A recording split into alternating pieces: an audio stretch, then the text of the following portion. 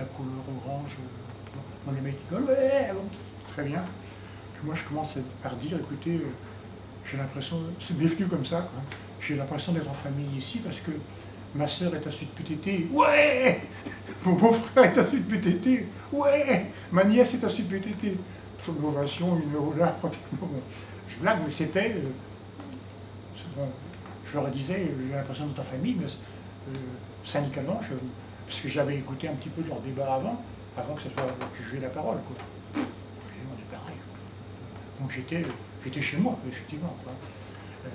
Et puis après, donc, je rencontre le conflit aux impôts, machin, des finances, Béric, Charras, Enfoiré, tout ça. Ouais, bon. Donc un gros succès d'estime, quoi. Et puis le groupe des disques, comment on fonctionne. Donc, là, et puis après, qu'ils sont dans la salle. Et notamment un gars me dit, enfin je ne sais plus qui, un camarade me dit, là pour que ça marche votre grève, là, vous avez des coordinations. Bon, j'ai fait comme ça, j'ai dit ça va pas à la tête, pas question de coordination. Nous c'est l'intersyndicale. Sifflé. Un peu étonné. Puis après, je me suis dit, ben, je dis chez nous, à l'intersyndicale, ça marche bien.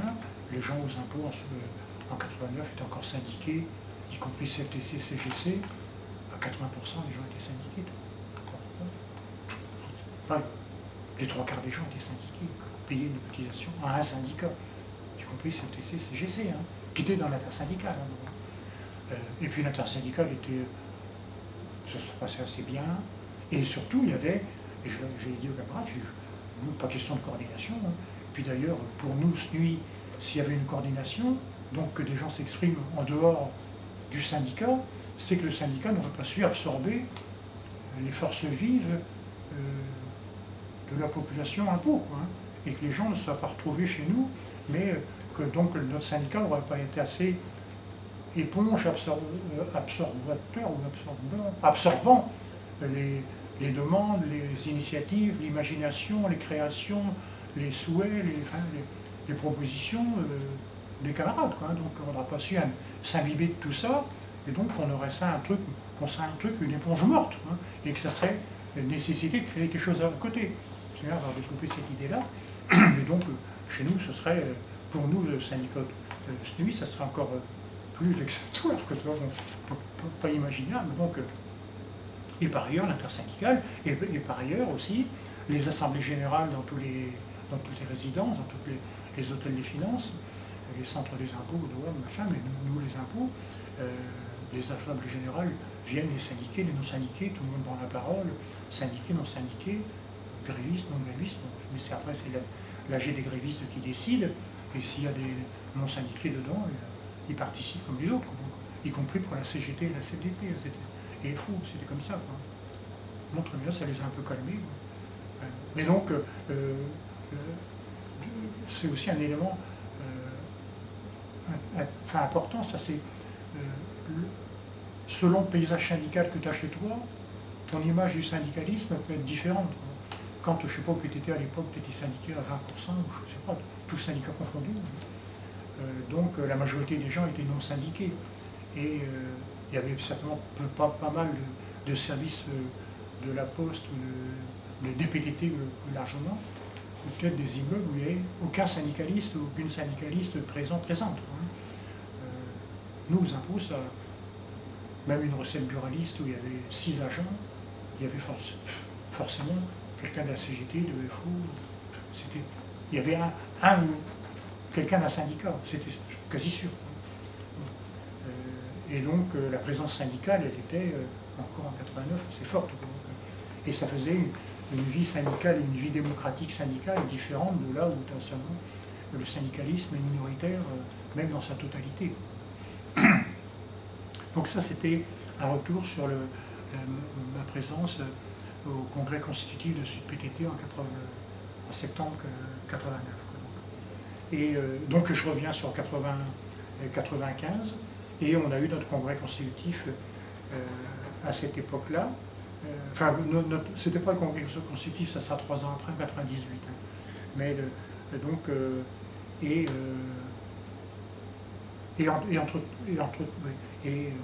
donc ça a ouvert une période où on a mis en pratique les statuts qui étaient noir sur blanc, ce qu'on avait vécu depuis notamment les 2-3 dernières années.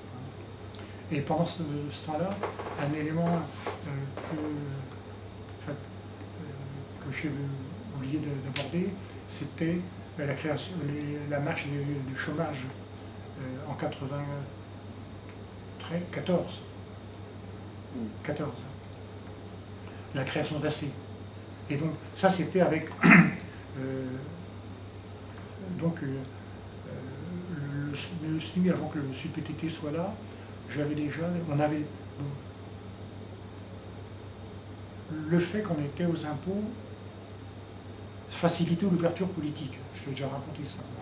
J'aurais été aux anciens combattants, je ne serais pas là. Bon. Le fait parce que les impôts, ça ouvre sur la vraie vie, et sur fiscalité, les riches, les pauvres, la concentration des richesses, le budget, donc ces trucs-là. Donc des trucs, lutte de classe, quoi, très rapidement. Hein. Une politique de classe, une fiscalité de classe. Donc ça ouvrait, ça donnait l'idée d'ouverture au monde. Hein. Et par ailleurs, du fait de mon appartenance au PSU, ça m'avait mis en contact avec des camarades de la CGT, de la CFDT, qui étaient du PSU dans leur structure syndicale. Quoi. Et donc, et qui étaient aussi dans le monde associatif. Et donc, je participais à des réunions. Il y avait une revue syndicale qui s'appelait Collectif. Tu as dû connaître ça. Hein. Et je participais à ces réunions-là. J'étais abonné à Collectif. Et je participais à ces réunions-là. Il y avait aussi des réunions, les dates, c'est à peu près cette période-là, où il y avait des minoritaires du bureau confédéral CFDT, des minoritaires du bureau confédéral CGT, des gens de la FSU étaient créés, qui voulaient se rencontrer, et qui voulaient, pour ne pas se rencontrer dans les locaux de la CFDT à Belleville, de la CGT à Montreuil, où des gens de la CGT à Montreuil auraient dit des gens de la CFDT, tiens, qu'est-ce que tu fous là, toi? Ça se passait assez souvent chez nous, rue de Montreuil à Nation, dans les locaux du SNUI. Parce que on avait de la place, et puis les militants, les militantes du SNUI qui voyaient des gens, je ne savais même pas qui c'était, donc je me rappelle un coup, je ne sais pas si j'ai raconté ça. Il y avait une réunion donc avec des gens, c'était le copain de la CEDT, puis un copain de la CGT. Un copain de la CGT confédérale qui était là, et il sort du bureau, une copine de chez nous, on se faisait, maintenant avec le coronavirus, on ne se fait plus la bise, mais on se faisait souvent la bise. Donc Marie-Pierre, je sors du bureau avec le copain, elle me voit, salut Gégé, elle me fait la bise, puis elle m'envoie un autre salut de chat, comment de chat, un nom comme ça. Et elle me fait la bise. Oh, il dit, c'est sympa chez toi. Elle a pas vu que c'était un mec de la Confédération CGT. Et donc, enfin, tout ça, une parenthèse, oui. On avait des contacts, enfin, SNUI avec des minorités syndicales ailleurs. Quoi. Et donc, par la revue Collectif, on a pas, mais tu connais l'histoire autant que moi, on a participé, donc il y a eu une réunion, c'était, je crois que c'était la Bourse du Travail de Saint-Denis, c'était ça, où on a eu une réunion en septembre, je ne sais plus quelle année, avec Pierre Corsaliès, avec Guiton, avec plein de monde, enfin, Claude Debon, enfin, de CFDT, FSU, donc la création d'AC, Agir ensemble contre le chômage. Le chômage explosait, et je me souviens que nous, enfin, au SNUI, on s'est retrouvés là-dedans, alors qu'on, syndicat des impôts, on n'est pas concerné directement par le chômage. Quoi. Mais on peut avoir notre femme, notre mari, nos gosses qui sont au chômage. D'ailleurs, on avait pu assez facilement impulser des équipes militantes du SNUI dans les départements pour participer aux marches contre le chômage, parce que le gouvernement notamment enfin, les ministres et les ministres des Finances, par exemple, nous disaient, quand on se plaignait que la paie, machin, ouais, vous êtes des privilégiés, des nantis, vous n'êtes pas menacés par le chômage, la garantie de l'emploi, donc vous la fermez, vous écrasez tous les fonctionnaires. Tant qu'il y a du chômage, vous les fonctionnaires privilégiés, pas menacés par le chômage, cool, fonctionnaires, feignants, tout ça, c'était ça, quoi, la caricature, et pas menacés par le chômage, par la concurrence avec la concurrence mondialisée, tout ça, machin, à l'abri, et donc tout ça. Et donc, on s'était dit, tant qu'il y aura du chômage, il nous faut ça dans la gueule, et dans l'opinion publique, on sera catalogué comme étant des privilégiés, des nantis. Et donc, il ne faut plus qu'il y ait de chômage en France. En plus de partager les richesses, partage du pouvoir, partage du temps de travail, tout ça. Donc ça, c'est la grande idée, mais pour la concrétiser de façon un peu égoïste, on a intérêt aussi à ce qu'il n'y ait plus de chômage, comme ça on pourra revendiquer pour nos revendications à nous de pouvoir d'achat et de conditions de travail. Et donc, quand il y a création d'AC, donc les marches d'AC, avec, tu te rappelles de ça, parce que notamment en ce moment, bon, c'est pas la même dimension, hein. Il y a les marches des sans-papiers qui vont se faire en octobre 2020, et à l'époque, il y avait des marches qui partaient de Nice, de Marseille, de Montpellier, ça convergeait, ça remontait la vallée du Rhône, de Dijon, de Strasbourg, de Mulhouse, de Metz, de Belgique un petit peu, peut-être du Luxembourg, de Rouen, d'Alençon, de Saint-Lô, de Rennes, Brest, Quimper. C'était un gros truc énorme. Et notamment, je me rappelle, le SNU, on avait logé l'équipe qui faisait... Parce que là, il fallait une équipe de permanents à plein temps de 7-8 copains, hein, notamment des chômeurs et puis des camarades de la CFDT, de Sud PTT. Aguiton était bien engagé là-dedans, moi aussi. Et ils étaient logés rue de Montreuil dans une des pièces du SNU qui avait mis sa pièce à la disposition d'AC pendant 1 an ou 2.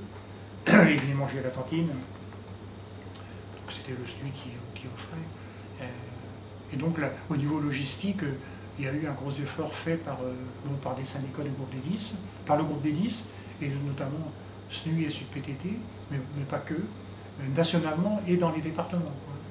Et il fallait aussi accueillir les équipes de marcheurs, et parfois ça a été dur à gérer humainement. Je ne sais pas si parce que parfois tu avais des équipes, ils étaient 40, 50, 60, avec des problèmes de personnes, de camarades, comment dire, désocialisés,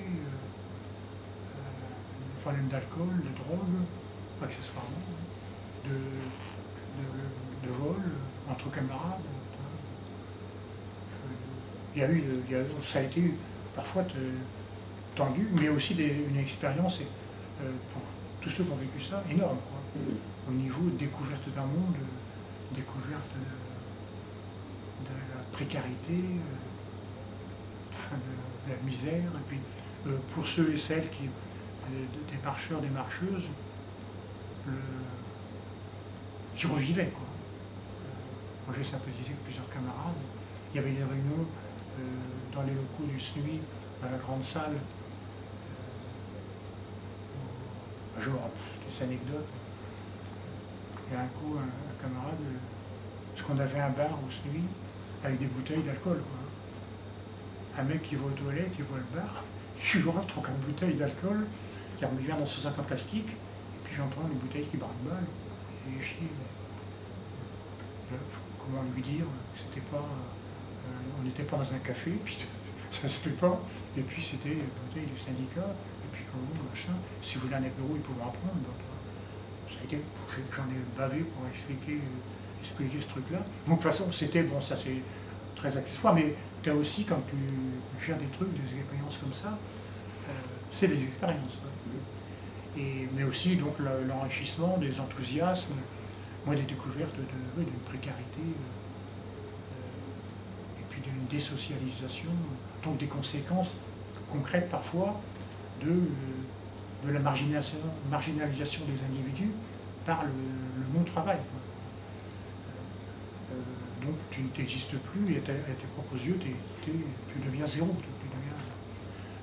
Et aux yeux des autres parfois aussi. Donc, et ça a été aussi un enrichissement, parce que au sein du SNU et du groupe des 10, de SUPTT et du SNU notamment, c'est les deux syndicats du groupe des 10 qui ont le plus participé aux marches, ça a été un rapprochement aussi, localement aussi, puisqu'il fallait participer à l'accueil des marcheurs, l'hébergement des marcheurs, la réception par les mairies, donc il fallait l'itinéraire, souvent c'était des mairies PS, PC, écolo, les Verts, donc les parcours étaient parfois, tu contournais les zones, les routes n'étaient pas toutes droites pour monter à Paris, hein. Et puis la traversée de la banlieue, je me souviens avoir fait des appels aussi en banlieue. Ça a été une très grosse expérience. Et la mémoire me revient comme ça. En 95, moi j'avais la charge de la marche Est, quoi. Et ça a duré longtemps, hein. Et pendant la marche Est, je suis allé pendant 3 semaines, c'est tombé comme ça, en mai-juin, je suis allé pendant 3 semaines en Himalaya. Parce que je suis allé 5 fois en Himalaya, faire de la marche, je suis allé faire un trek en Himalaya. Et j'avais pris des affiches d'AC, et j'avais fait des photos des affiches d'AC que j'avais mises sous plastique, sur des bouddhas, sur des temples, sur des trucs, vraiment, des conneries. Mais je les retirais après pour ne pas dégrader le bâtiment. Et puis je suis revenu des affichettes d'AC partout dans le monde, sur le sommet de l'Himalaya. Mais ça me m'aide à mémoriser qu'à cette époque, c'était à cette époque-là, en 95.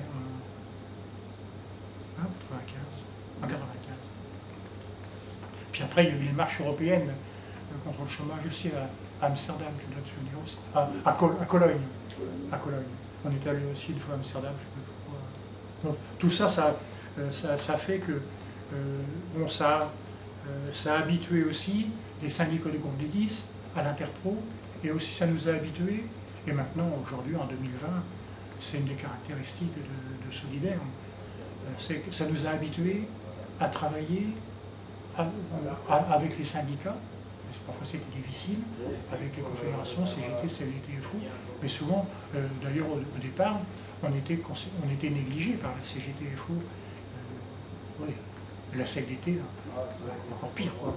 Mais CGT, FO, le groupe des 10, zéro. Hein.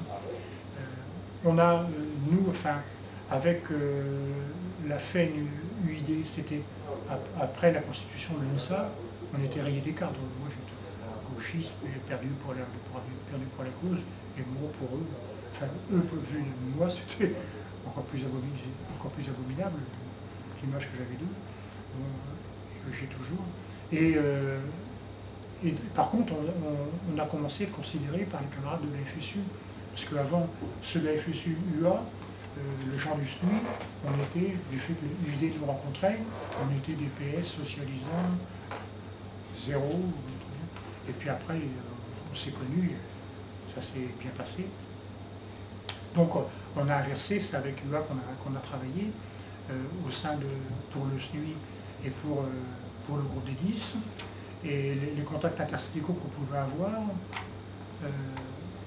officiels, ils n'étaient pas trop nombreux pour le groupe des 10. C'était un truc important, la FSU, mais en dehors de ça, on pouvait avoir des contacts informels avec des militants, des militantes, je dis jusqu'en 95, de la CFDT, mais qui étaient toujours à la CFDT, et qui ne pouvaient pas s'afficher dans une intersyndicale avec les syndicats. Donc on était naturellement porté à travailler avec le monde associatif, et c'est pour ça que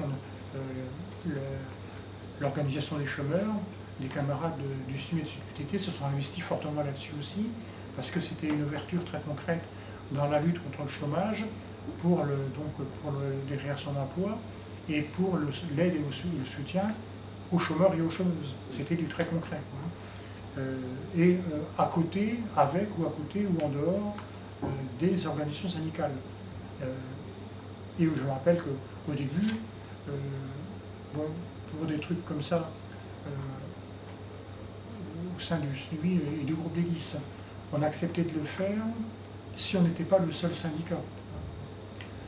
Mettons, s'il n'y avait pas que le SNUI et le PTT, s'il y avait aussi les FSU. Bien s'il n'y avait pas que le groupe d'hélice, mais il y avait aussi les FSU. Et puis aussi de s'afficher, là je fais une petite parenthèse sur le temps, sur ce positionnement-là, sur notre positionnement, notre expression avec des partis politiques. Souvent, en France, notamment depuis la charte d'Amiens, qu'on fait nôtre à Solidaire, et qu'on faisait nôtre au groupe d'hélice à l'époque, et puis qui est un peu dans l'ADN, plus ou moins, du syndicalisme français. C'est dans l'ADN de tous les syndicats, hein, même si c'est totalement fictif. Ah oui, d'accord. Non, parce que c'est dans l'ADN, c'était dans l'ADN de la CGT, on a vu ce que c'en était un certain temps. C'était dans l'ADN de la CDT, on a vu ce qu'il en était aussi. Et c'était dans l'ADN. Oui, même si c'est dans l'ADN, mais tu vois, c'est dans l'ADN, mais dans la réalité vécue. Et donc, une sainte frousse de s'exprimer, voire de défiler, d'appeler à des manifs avec des appareils politiques, quoi. Et puis, progressivement, on a évolué là-dessus. Du fait que maintenant, notre identité solidaire est assez forte, à Solidaire, on n'a pas peur maintenant, en 2020, de s'afficher pratiquement comme seule force syndicale, y compris sans qu'il y ait la FSU, avec, notamment sur les manifs du samedi pour l'environnement, contre le réchauffement climatique, ou sur des mouvements féministes ou sans papier. Je crois que je n'ai pas la liste d'exemples, mais je suis persuadé qu'il y a des journées, des manifs où on a appelé, on était peut-être la seule force syndicale, avec du monde associatif, parfois très ciblé, voire du monde politique, parfois très ciblé. Et aujourd'hui, en 2020, en 2000, ça ne s'est pas passé. En 2020, je crois que c'est du fait que maintenant notre identité elle est marquée, et on sait qu'on ne se dilue pas, on ne perd pas notre identité en s'affichant avec d'autres, ça fait partie de notre identité. Mais nous, c'est eux, comme disait l'autre. Notre identité est assez forte pour oser s'afficher seul, comme force syndicale, avec d'autres, au niveau national ou international. Et ça a évolué avec le temps. Je pense qu'en 2000, on ne le faisait pas et on aurait foutu de le faire. Mais je ne sais plus trop comment ça s'est fait progressivement. Il faudra monter dans l'histoire. Le premier jour, ça a basculé, mais aujourd'hui, ça ne pose pas de problème, quoi. Voilà. Où j'en suis là? Ben, on n'était pas encore au conflit de 95, de décembre 95. Oui. Alors on peut y arriver là. Oui, je pense, oui. On était sur AC, sur la création d'AC. Oui. Donc avec la création d'AC, notamment, ça a amené à connaître des camarades de la CFDT, qui s'appelait comment, la SNCF, la FGT, la FGTE, Fédération Générale du Transport et de l'équipement. Et de l'équipement. FGTE, CFDT. Avec, je crois qu'il y avait Henri Séguier là-dedans, Claude de Bons, oui, des camarades dont certains on a retrouvés à Sudrail. Donc, à élargir mon spectre de camarades, avec lesquels je partageais beaucoup de choses, quoi. Et je me souviens, donc la grève de 95, bon là, c'était, bon, on se rappelle du truc, élection présidentielle de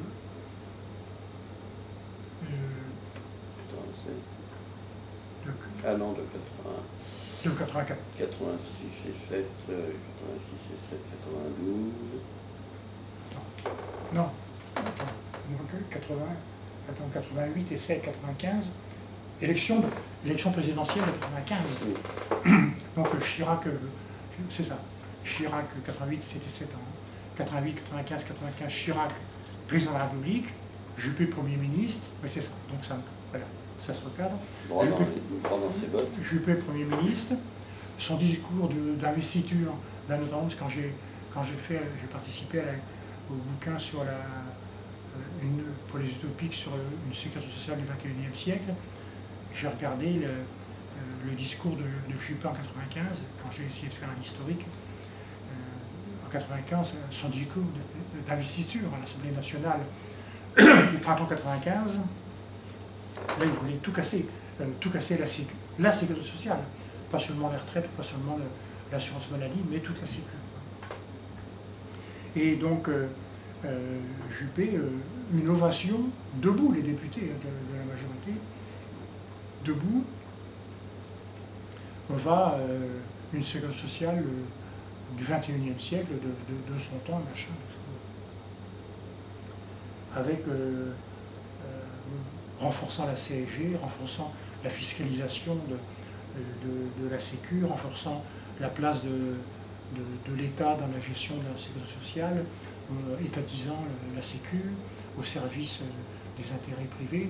Tout ça, c'était très net, quoi. Donc un plan Sécu et donc le CGT, FO, FSU, qui appelle contre, Nicole Notat qui dit que c'est bien, à la CFDT, et qui dit que c'est bien, et alors que c'était, ça n'avait pas été débattu dans leur conquête confédérale. Et que, notamment, là-dedans, il y avait une réforme de l'assurance maladie, avec le fait que la mise en place de l'objectif national de dépenses d'assurance maladie, l'ONDAM, qui est intégrée dans la loi de finances, la loi de financement de la Sécu tous les ans, donc une loi de financement de la Sécu votée tous les ans par le Parlement, le Sénat et l'Assemblée nationale, avec l'Assemblée nationale en dernier jeu. Et donc, et dans le PLFSS, chaque année, là, maintenant ça va être pour 2021, tu as un objectif national des dépenses d'assurance maladie, donc le budget, le Parlement, donc le gouvernement, fixe, dit les dépenses d'assurance maladie pour l'an 2000 seront de tant de milliards, 122 milliards. Si au-dessus, ben, bon, on peut être malade jusqu'à 122 milliards. Je schématise, hein, on peut être malade jusqu'à 122 milliards. Alors que tu ne peux pas savoir, mais avec le coronavirus, un travail, on n'a pas prévu. Avec la canicule de 2003, on n'est pas prévu. Et tu vois, si c'était le coup près, tant pis, trop tard, on est le 22 décembre, il n'y a plus de sous, mourrez. Donc, c'est contraire au système, quoi. Donc, on met des sous, on met de l'argent en fonction des besoins, quoi, hein. Des besoins de santé, comme dit Macron de façon très hypocrite, la santé n'a pas de prix. C'était un discours pendant 10 minutes. Hein. Si c'est vrai, normalement, donc, tu privilégies et tu as des sous, hein. Puis après, tu t'alimentes pour payer ces sous-là. Donc, la réforme de budgétisation de l'assurance maladie, l'hôpital public qui est mis sous contrôle progressivement de la finance et des intérêts financiers et de la rentabilité financière, et puis pour les retraites, notamment fin des régimes spéciaux, et notamment fin des régimes RATP, SNCF, fonctionnaires, et là ça a conduit notamment à une cristallisation du conflit et de l'opposition à Juppé sur cet aspect-là de façon privilégiée, donc la fin des régimes spéciaux avec une grève énorme à la SNCF, une grève énorme à la RATP en région parisienne, des grèves fortes et des temps forts dans les fonctions publiques et les nouveaux impôts notamment, et puis une opinion publique très favorable au mouvement, quoi. Avec donc les grèves SNCF, ça a été des conséquences sur tout le territoire, hein. Le fret et les transports en commun, et les RATP en région parisienne, pas de métro, pas de RER, les grilles fermées. Moi j'habite à Joinville. Bon, j'étais en grève, déclaré gréviste, mais je venais quand même, j'étais permanent syndical, faire vivre le syndicat. Donc il fallait venir de Joinville ici à pied. Bon, en vélo, c'était un truc casse-gueule avec les bagnoles, la pollution. À pied, je mettais quand même 1h03, c'était long, quoi. Puis il y a eu de la neige, c'était l'hiver. Pendant 15 jours, 3 semaines, c'était dans la neige. Les après-ski, bon, enfin bon, mais c'était enthousiaste parce que on les faisait chier, quoi. Et c'était très fort.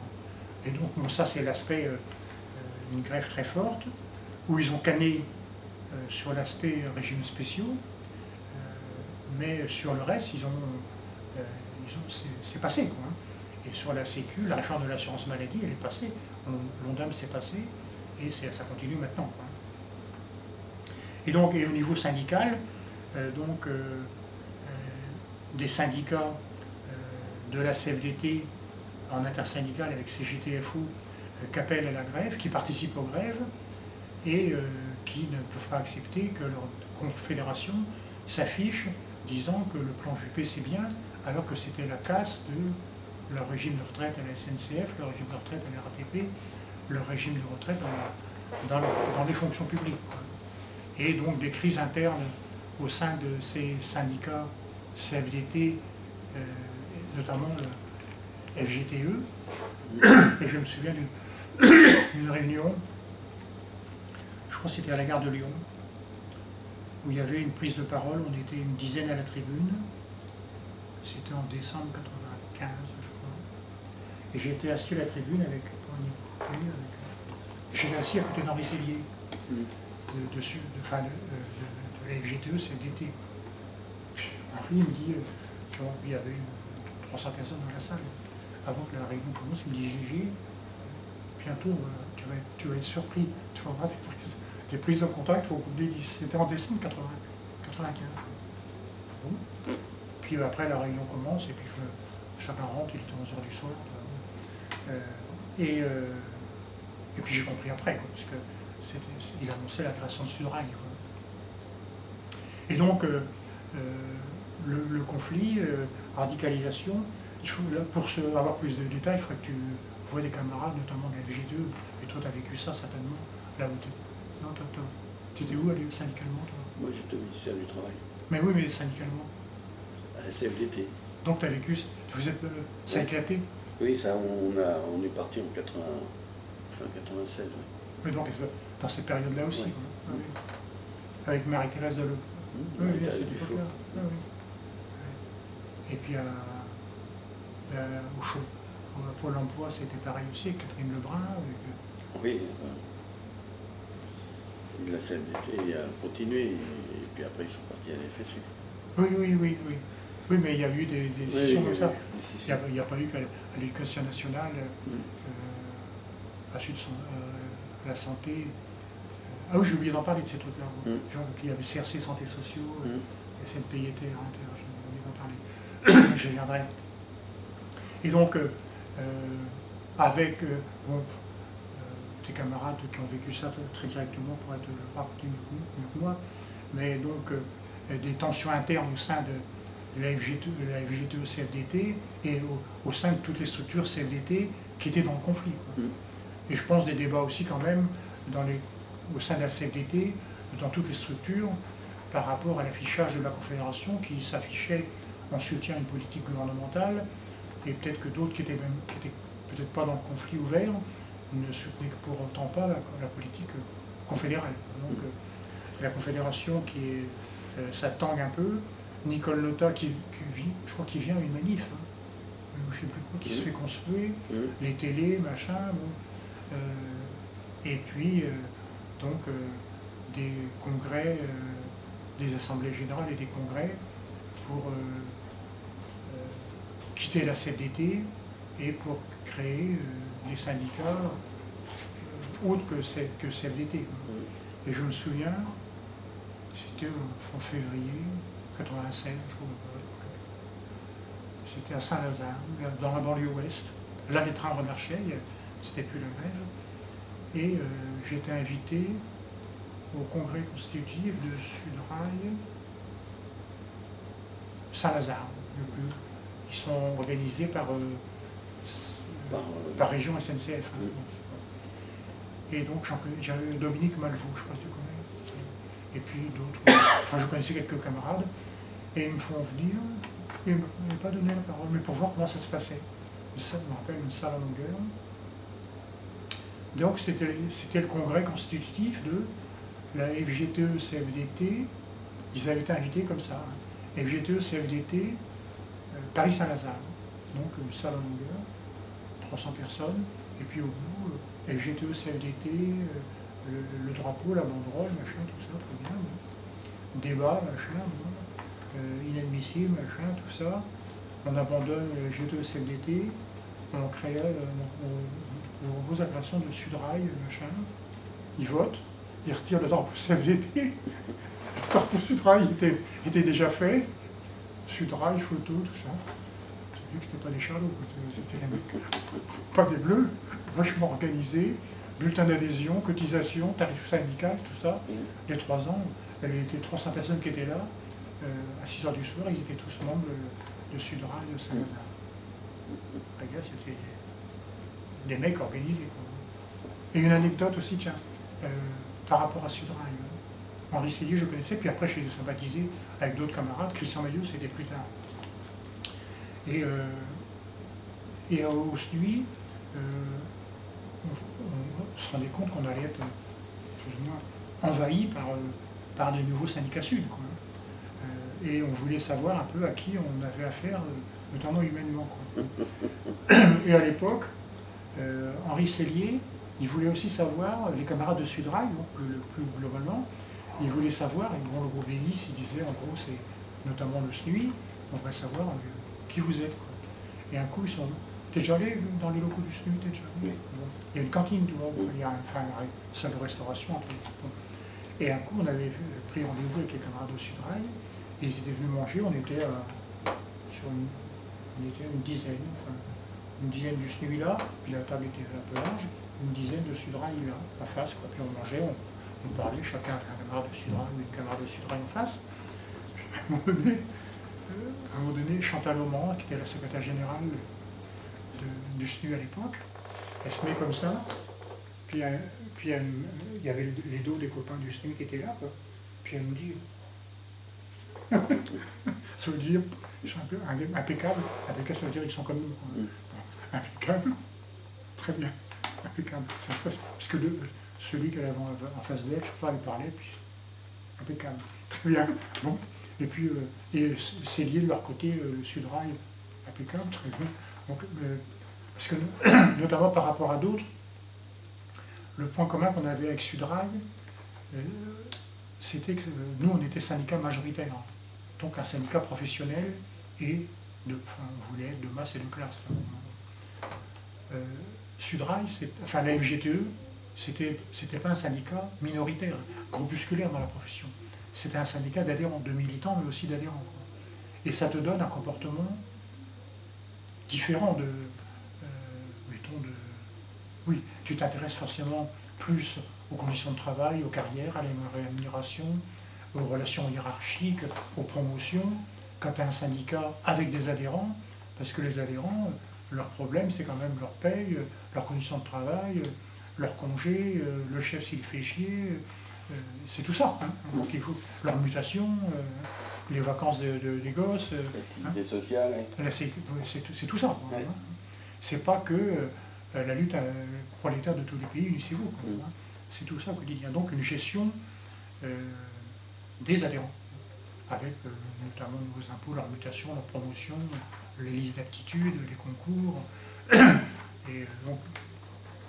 et donc d'essayer de marier les deux, syndicats de professionnels et puis interpro et de masse et de classe.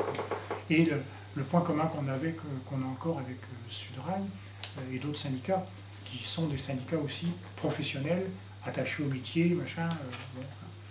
Et alors que d'autres syndicats sud n'avaient pas, ils n'ont toujours pas cette culture-là, parce qu'ils font 3% de la profession, donc ils ont un positionnement minoritaire ou groupusculaire, éventuellement ils le cultivent. C'est parce qu'on met en avant la solidaire.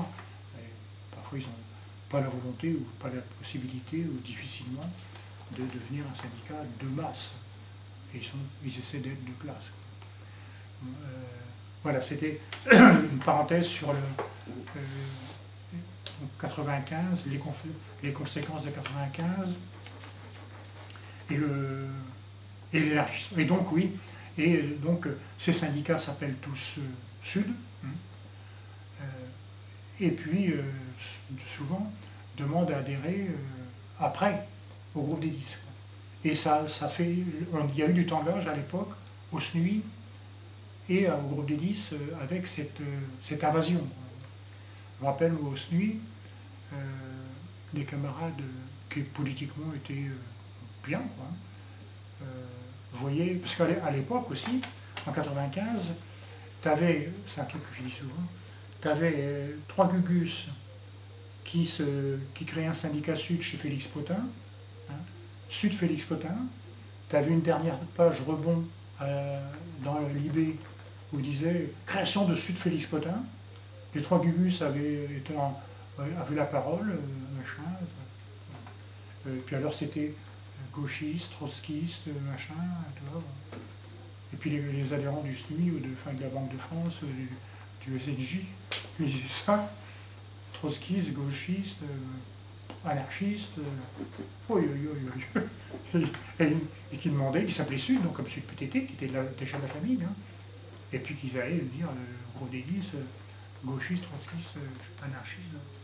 Et je sais qu'au SNUI, des camarades me disaient, GG, qu'est-ce que ce truc, là, on n'est plus chez nous, trotskiste, gauchiste. Et donc, pendant un an ou deux, ça a tangué, y compris moi, un petit peu au SNUI. Bon, j'avais encore une relative autorité morale, mais il y a des gens qui doutaient, quoi, en disant on va être submergé par des gauchistes, des irresponsables. Donc ça a été difficile, quoi. Et ça a été difficile aussi pour certains syndicats de groupe des 10, et notamment le syndicat unifié des caisses d'épargne, et aussi création de syndicats Sud dans plein de secteurs, hein. Des secteurs qui n'avaient pas mené, comme la SNCF, un conflit remarquable, hein. Mais pour montrer qu'ils étaient bien, comme mettons, tu vois, tu as une bouteille de vin rouge, c'est de la piquette, tu mets au médoc, les gens vont boire un verre avec, dans l'idée, c'est pas n'importe quoi, quoi. Si c'est marqué piquette, même si c'est du haut médoc, tu ne vas pas le boire avec le même ravissement, hein, sans modération. Et donc là, quand les mecs s'auto-affichaient Sud, ils disaient, moi je suis pas de la merde, je suis Sud, mon pote, hein. Et tu as lu des trucs comme ça, où des camarades qui étaient, sinon, pas plus, je ne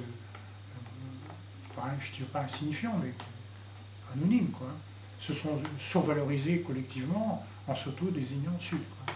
Et après, il y a eu des difficultés avec Sud PTT, du fait que Sud PTT n'a pas déposé le logo Sud, la désignation Sud, quoi, et que tout le monde peut se l'attribuer. Et donc, il y a eu des conséquences. On a encore des emmerdes avec ça maintenant. Et donc, oui, une des conséquences, c'est l'arrivée de syndicats Sud dans le groupe des 10, avec et d'un seul coup, les non-Sud étaient presque minoritaires en tour de table, quoi, par rapport au Sud. Et parfois, de la part de certains Sud, certains camarades ou camarades, l'impression que c'est eux qui avaient inventé le monde et qu'ils étaient chez eux, alors que nous, on se disait quand même, bon, vous êtes chez vous, mais c'est au début, c'était quand même chez nous, quoi. Il ne faut pas renverser les choses. Et pendant un an ou deux, là aussi, ça a été difficile. Ça a été un peu difficile à vivre, pour les uns comme pour les autres, quoi. Je me rappelle une camarade de Sud Éducation, qui était d'accord sur le principe de dire un syndicat une voix, consensus, machin, Et puis, donc, si on n'est pas d'accord, on attend, puis on sort le coup d'après, quoi. Un coup, elle nous propose une position, et puis on se met pas d'accord. Et ça sera, on verra le mois prochain. Ah, c'est quand même impossible ce truc-là, on n'avance pas, ça traîne. Conséquence, hein, consensus, il y en a deux qui tiquent, il faut encore réfléchir, il faut que ça réfléchisse encore chez eux, on attendra le mois prochain, ça va nous empêcher de vivre. Donc, admettre que le consensus, ça implique un certain rythme, mais l'impulsion aussi, mais aller à la vitesse des autres aussi, c'est tout ça, quoi. Mais ça a demandé du temps pour que, de façon théorique, tu dis c'est bien, puis de façon pratique, tu le vis, et puis tu dis bon, d'accord, effectivement c'est bien. Et dans les deux sens, et puis de la part des non-sud, l'interpose que ça implique, quoi, l'ouverture, le dynamisme, puis aussi l'écoute, la différence, et puis on ajoute nos différences. Et aussi, donc, je reviens là-dessus, sur la création de syndicats sud un peu partout, et parfois, donc, sans d'ailleurs que, parfois, donc, c'est des équipes venant de la CFDT, et que Annick ou Christophe Guiton, les camarades de Sud-PTTC, sur Paris ou en province, connaissaient, donc, pouvaient dire, c'est les bons, quoi. Hein. Et puis d'autres, parfois, qui se créaient, parce que c'était à la mode, quoi. Et ça aurait pu être n'importe quoi. Et sur lesquels le Sud-PTT n'avait aucun regard, le Sud-PTT d'ailleurs n'avait aucun regard sur rien du tout, quoi. C'est les camarades qui s'auto-proclamaient Sud, quoi, sans que le Sud-PTT donne le tampon agréé Sud. Et un coup, notamment,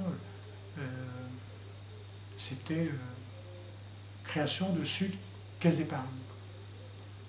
Et alors qu'on avait, on avait un syndicat unifié des caisses d'épargne, qui était là au début du groupe des 10, qui a une histoire particulière. Ils ont eu la double appartenance ils ont été, comme nous, mettons, dans l'histoire syndicale des impôts, du syndicat autonome des impôts, on a été à la CGT, eux ils ont été aussi à un moment donné à la CGT. Et puis à un moment donné, ils ont choisi l'autonomie, mais en permettant aux camarades qui voulaient rester à la CGT ou à FO d'être membres du syndicat autonome et de cotiser aussi à la CGT ou de cotiser aussi à FO. Ils appelaient ça la double appartenance. Et notamment, j'ai un camarade que je vois en retraite tous les deux maintenant, depuis un bout de temps, un copain avec lequel j'ai sympathisé assez rapidement, des caisses d'épargne, qui était du PC, qui est toujours du PC, toi. Il a 75 ans maintenant, un fidèle, donc les évolutions du PC, il a suivi. Il faut être fortiche.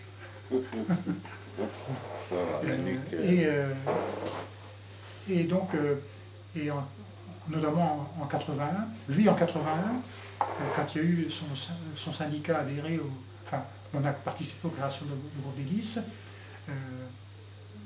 oui, c'est dans le désordre, ça fait rien, j'ai dû le dire ça, dès qu'on a commencé à avoir les réunions du groupe des 10, du fait que j'étais un des animateurs du groupe des 10, assez souvent j'étais invité par les syndicats du groupe des 10 quand ils faisaient leur congrès annuel, quoi, ou tous les 2 ans ou tous les 3 ans. Et notamment, le syndicat c'était le SUAS, ça s'appelait Syndicat Unifié des agents des caisses d'épargne. SUAS, CCE. Et donc, j'étais allé à leur congrès, en 82, et je me rappelle de ce camarade-là, quand ils avaient débattu du groupe des 10 et syndicats autonomes, lui était monté de la tribune et il était connu comme étant la minorité PC du syndicat unifié. Mais il faisait partie de la grosse famille de leur syndicat, mais c'était celui qui gueulait pour le PC, quoi. Et donc il était contre le groupe des 10, parce que c'était autonome, machin, tout ça. Alors que lui, il était autonome aussi, hein. Mais il avait encore la double appartenance. Et puis après, il est resté au groupe des 10, et leur syndicat est un syndicat un peu important au sein du groupe des 10 en nombre d'adhérents, mais ils avaient des gens PC et des gens PS, et c'était ils étaient un peu plus encartés que nous au SNUI, notamment le SNUI après 89, les gens du PS, les gens du PC aux impôts, ils étaient à la CGT, et les gens du PS étaient un peu partout, donc chez nous, après 89, chez nous, soit ils étaient restés au PS, ils n'étaient plus au SNUI, soit ils étaient restés au SNUI et ils n'étaient plus au PS. Le schématisme, ça a été comme ça, quoi. où ils étaient critiques au sein du PS. C'était, donc en 90-91, avec le PS ne faisait plus pression à l'intérieur, ne posait plus problème. Bon. Même si parmi nos adhérents, tout ça, il y avait encore une sensibilité, donc, mais ça posait plus problème en tant que réseau militant. Et donc, au Caisse d'épargne, ce n'était pas le même cas. Et ils étaient, leur évolution idéologique, c'était faite, elle était naturelle, mais bon, moins faite que chez nous. Et donc, l'arrivée des syndicats gauchistes, trotskistes, ça les a plus perturbés que nous. Donc, ça commençait à les secouer. Et en plus, création d'un syndicat sud. Et j'apprends ça, j'en parle à Annick, que c'est que ce bordel. On a le syndicat unifié des caisses d'épargne. Oui, mais enfin, je ne l'ai pas su. Tu n'es pas au courant, il ne faut pas déconner. Et effectivement, elle n'était pas au courant. Vu de chez moi à l'époque, et encore vu de chez moi maintenant, c'est quand même une anomalie. Donc, il puisse s'attribuer le nom sans que celui qui a le nom d'origine puisse dire quelque chose. Donc, voilà, c'est un défaut de droit de propriété. Ils ne sont pas arrogés de droit de propriété. Bah, ils peuvent le faire maintenant. Je sais pas, ils se mettent pas ça en débat, je sais pas. Maintenant, il faudrait que ce soit tous les Suds qui le fassent, je sais pas. Ou eux, je sais pas du tout. Je connais rien dessus. Mais, et donc, toujours est-il qu'un syndicat Sud Caisse d'épargne se crée. Et j'ai dit à Annick, mais pourquoi, bordel, notamment, on a eu le problème aussi aux douanes. Tiens, je continue sur Caisse d'épargne, je reviendrai sur les douanes aussi pour illustrer les problèmes que ça nous a posés. Aux douanes, non, aux caisses d'épargne. Donc, le syndicat Sud Caisse d'épargne, j'ai dit à Annick, mais il n'avait qu'à rentrer la CFDT Caisse d'épargne qui voulait venir au groupe des 10 et puis tout ça, qui était la CFDT. Ils adhéraient au syndicat unifié autonome des caisses d'épargne. Progressivement, ils prenaient des sections et puis ils s'intégraient, puis ils étaient déjà au groupe des 10 et puis ils radicalisaient leur syndicat, quoi, en intégrant l'autre syndicat. Quoi. Oh, mais ils se connaissent, ils sont copains, dans les départements, ils se connaissaient, ils s'engueulaient en intersyndical éventuellement, ou ça se passait bien en intersyndical, mais ils se connaissaient depuis des années. C'est un syndicat professionnel, tu rentres à 25 ans, tu vas jusqu'à 60 ans, tu connais les copains des autres syndicats, donc, avec les défauts et les qualités. Hein. Eux, c'était pareil aussi. Et donc, puis aussi, je pense, enfin, fait partie des êtres humains, ça. Les mecs de la CFDT, Caisse d'épargne, quand ils étaient à la CFDT, Caisse d'épargne, ils devaient dire aux copains du syndicat unifié des caisses d'épargne, nous on est à la CFDT, on est une conf, vous êtes de la merde. Venir la tête basse 2 ans après en disant, est-ce qu'on pourra adhérer chez vous? Tu vois, bon, humainement, tu as du mal à le faire, c'est pas évident à faire, et tu ne l'as pas fait, et tu dis, j'étais le meilleur quand j'étais à la CFDT, je suis encore le meilleur, je suis Sud, je suis encore le meilleur, mais tu crées Sud Caisse d'épargne face au syndicat unifié, et puis le syndicat